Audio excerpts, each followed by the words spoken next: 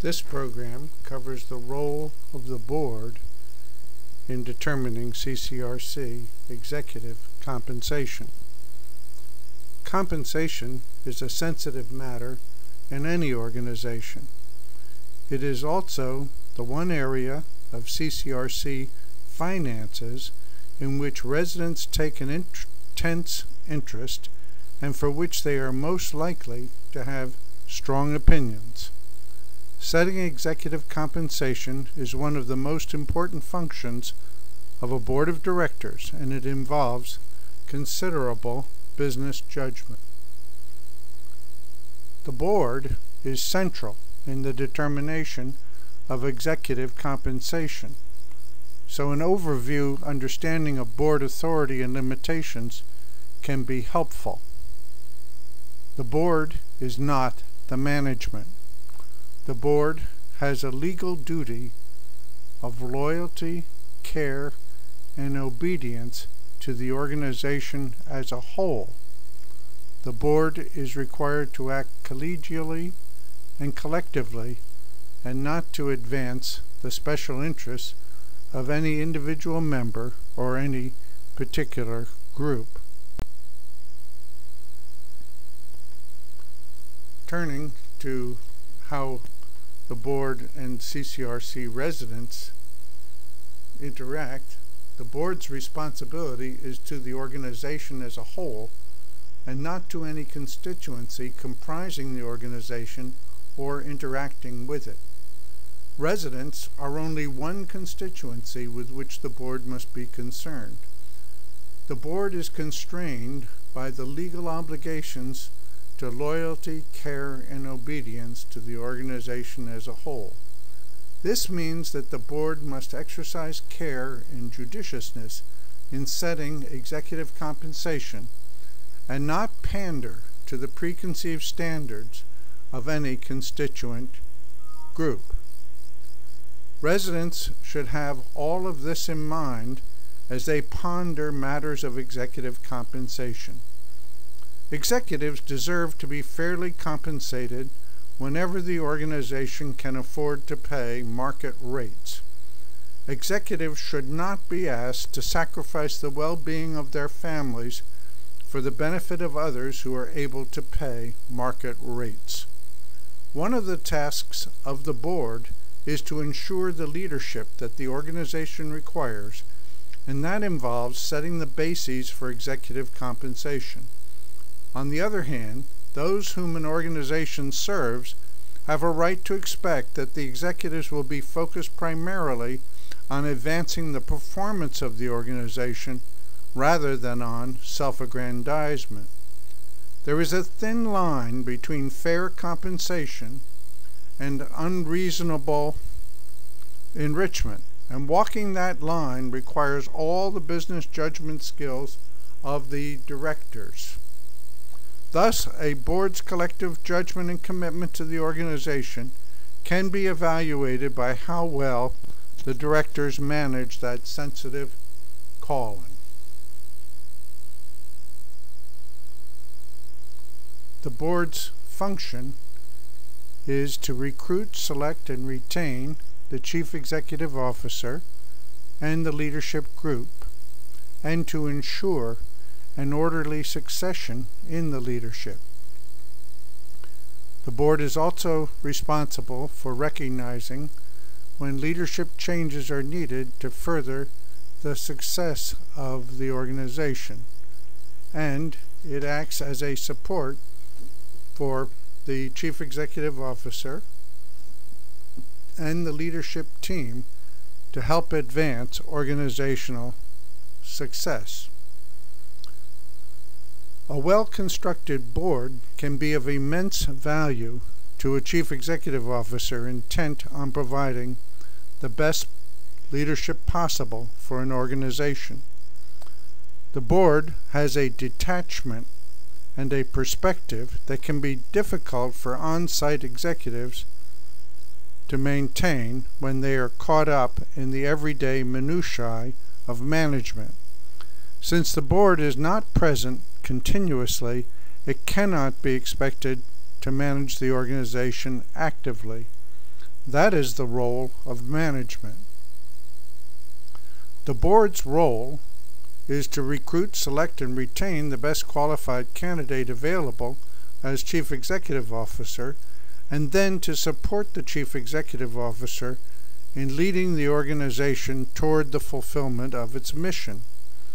Occasionally, the board may assist the Chief Executive Officer in recruiting and selecting other top managers. The board can also interact with the Chief Executive Officer to provide a group of peers to help the Chief Executive Officer develop the direction for the organization. The mirror side of the board's role in selecting the Chief Executive Officer is its mandate to recognize when the CEO is no longer equal to the needs of the position and to redirect the executive team, or, in the extreme, to replace the CEO. The determination of the CEO's compensation is part and parcel of these responsibilities to select, oversee, and support the CEO in providing the best leadership possible for the organization. Since it is quantitative and can be matched with performance metrics for the organization, compensation is one of the most useful measures for evaluating the collective business judgment of the board. The board is not on site on a regular basis, and so is not in a position to actively manage the organization. That is the task of management.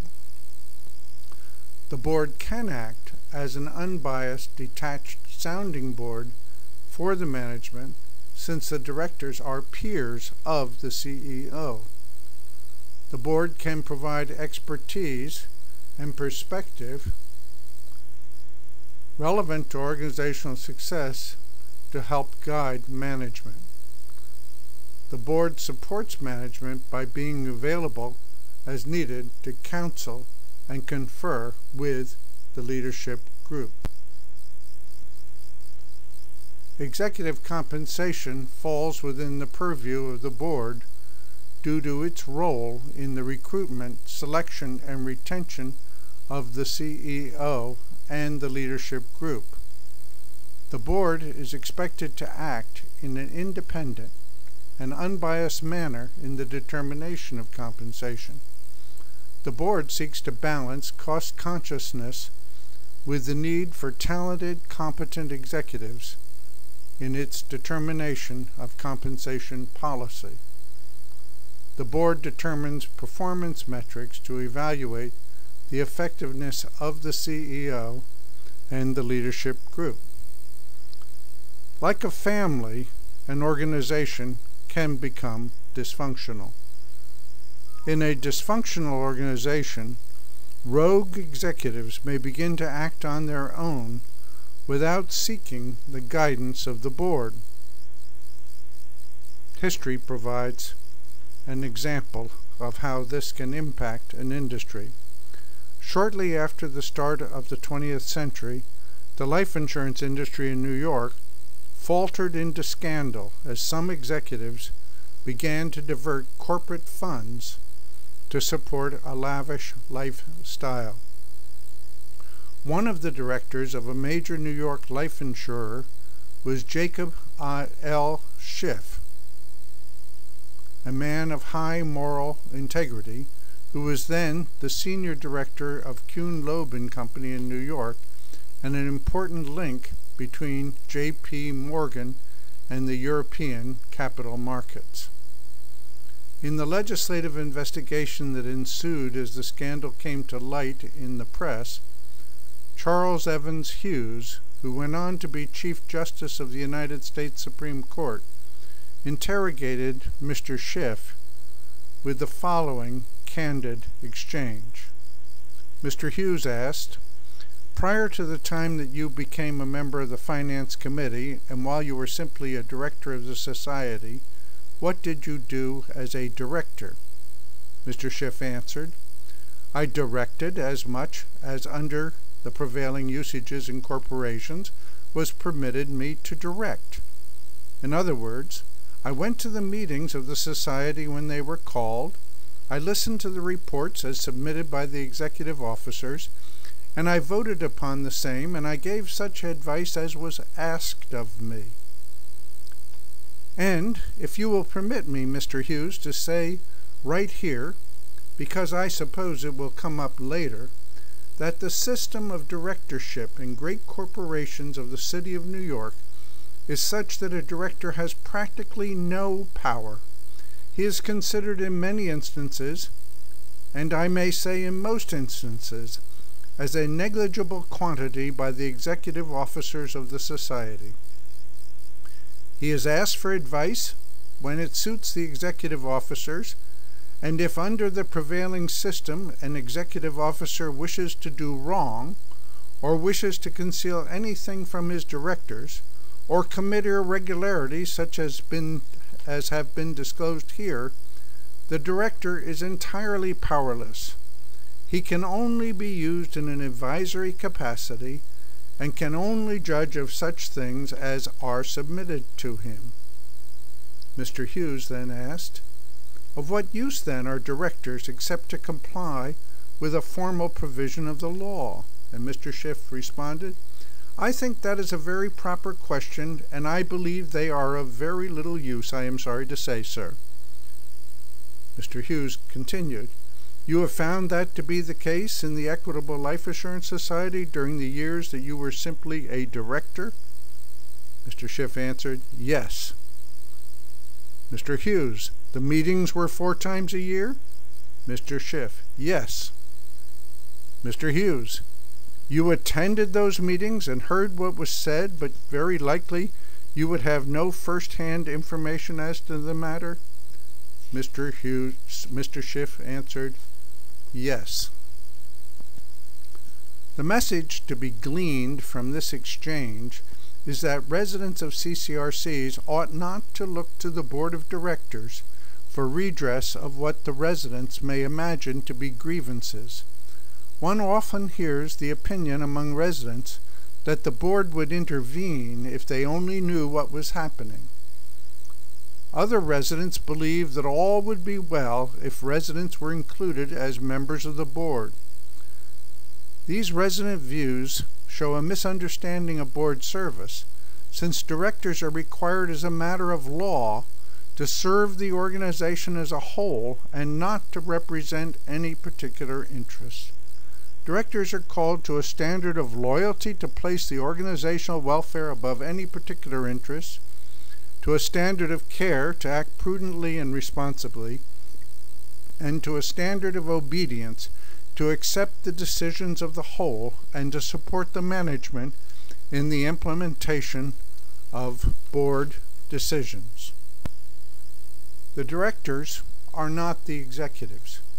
Management is left to the executives. The board's role is one step removed. The board does not make the day-to-day operating decisions.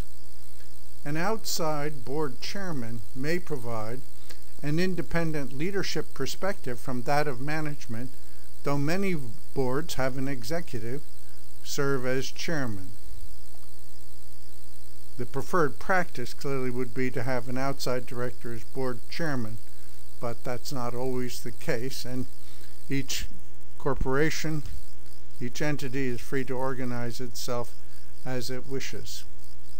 The board is dependent on management, and to a lesser degree the outside auditors, for information about the organization and its performance. So, to conclude, the board is central to compensation determinations. The board has to balance cost consciousness with the need for competent, capable talent. Executives have a reasonable expectation that their compensation will be fair and competitive. The board has an oversight role and manages the performance measures for the leadership group. Business judgment is inherent in the board's decision-making and ratification authority.